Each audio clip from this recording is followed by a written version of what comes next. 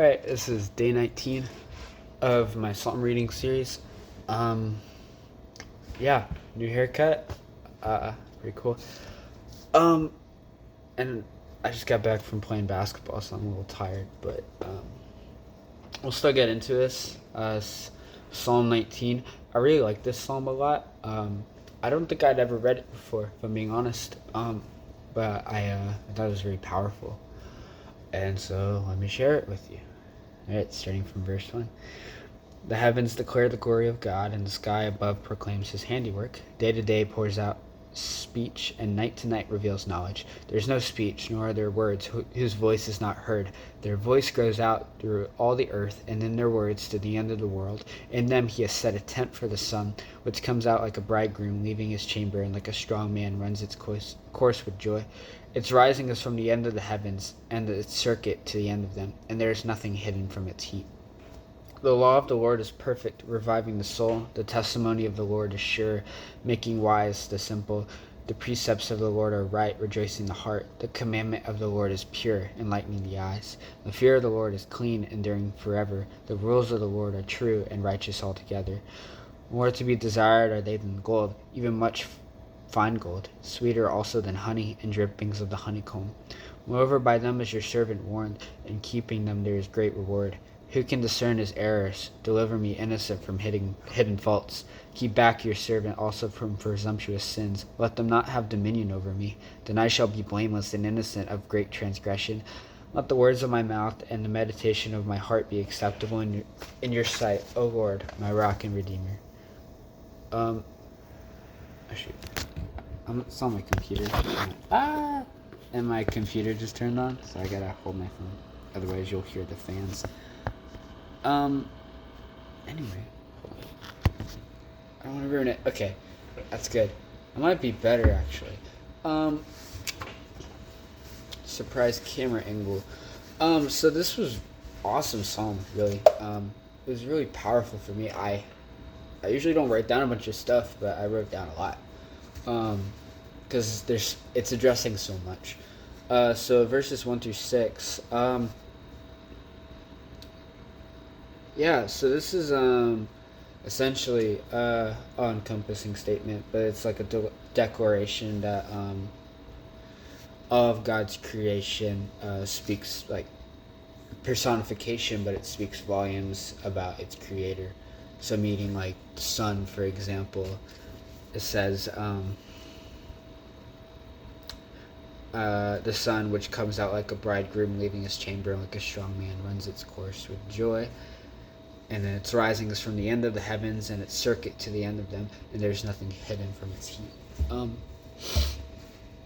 so it just it's a really hard concept to explain, but essentially like all of God's creation reveals something about the creator, which is God.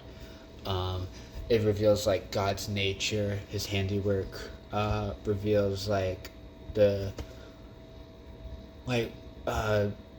care in his own craftsmanship, and even we as humans exhibit that. We are made in God's image, and so we like have that identity bestowed upon us, and it's like a real awesome one.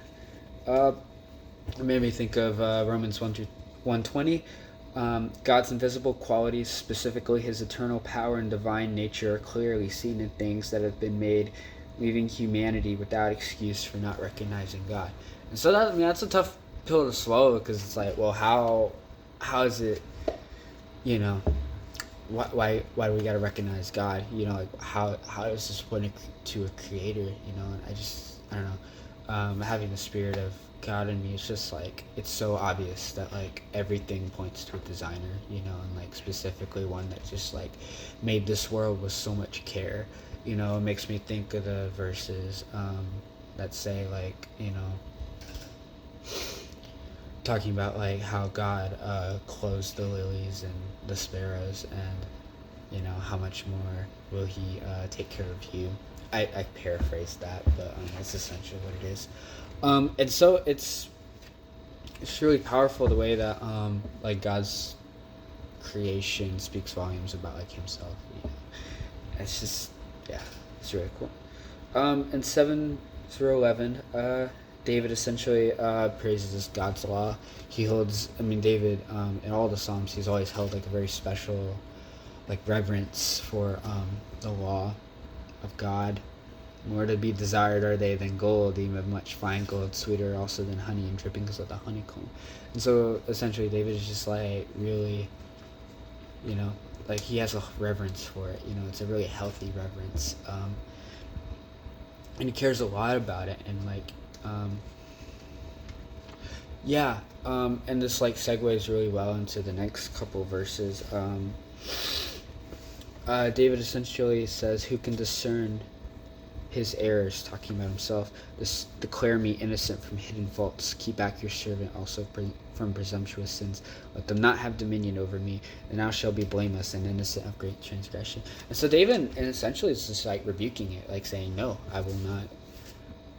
I will not let it have dominion over me. I think that's really powerful. I think that's something like we all need to speak over ourselves. It's like we need to not let anxiety have dominion over us, depression have dominion over us, our ego or pride have dominion over us, because it like destroys us, and so when David talks about secret faults, like who can declare me innocent from hidden faults, it's kind of confusing, because it's like I don't know what I'm doing, and yet I'm apparently horrible, right? That's essentially kind of what it's saying.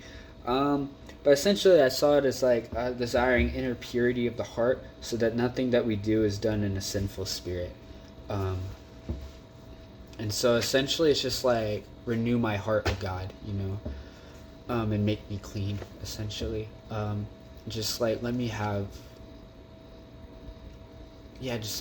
a pure spirit, so that like everything that I do is done in good. Everything that I do is glorifying you, and that gives us that's the cause, and then the effect is that we are so much closer to our Creator, and we just like understand Him better. We'll never understand Him, but it's just like, well, it's not the right word for it, but we're going closer to Him, essentially. And whenever we go closer to Him, all the like anxiety and depression, it doesn't go away, right? The devil will still attack you. You'll still have spiritual attacks and everything. It may even get worse because he may attack you more. But you'll have a great blueprint for fighting against it. And so, just speaking truth over that, I think it's really important. And it's the same thing with like presumption. What does it say? Keep back your servant also from presumptuous sins, let them not have dominion over me. So he's also, in the same sentence, he's saying, do not have dominion over me for these presumptuous sins. And so like sins of pride and like sins of arrogance and like thinking you're better than someone, essentially what that means. And so we need to have a spirit against that as well, that on one hand it could be like, I think I'm so much lesser, and that's like clearly not true. God made you, and God is perfect in all of His design. He's perfect in the way He made the sun. He's perfect in the way He made the stars, and He's perfect in the way He made you. So on one hand it's like we need to not like have those thoughts have dominion over us, and then the hidden faults, so they just make my heart pure, and then the presumptuous thoughts, which are derived from arrogance or like pride, and that's also a really like deadly sin.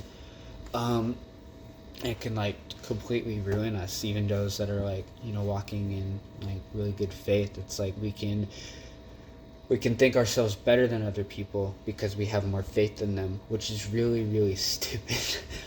Because we're all sinful in nature anyway, it's like I will slip up one day, I know I will, it's just to guarantee. It's not an if but when, right? But I know God's got me anyway, and I will always be fighting my flesh every day and taking up my cross, and dying to my flesh every day, so I can be closer to God, so I can have so much more peace in my life, and essentially. I'm going to keep it under 10 minutes, so goodbye.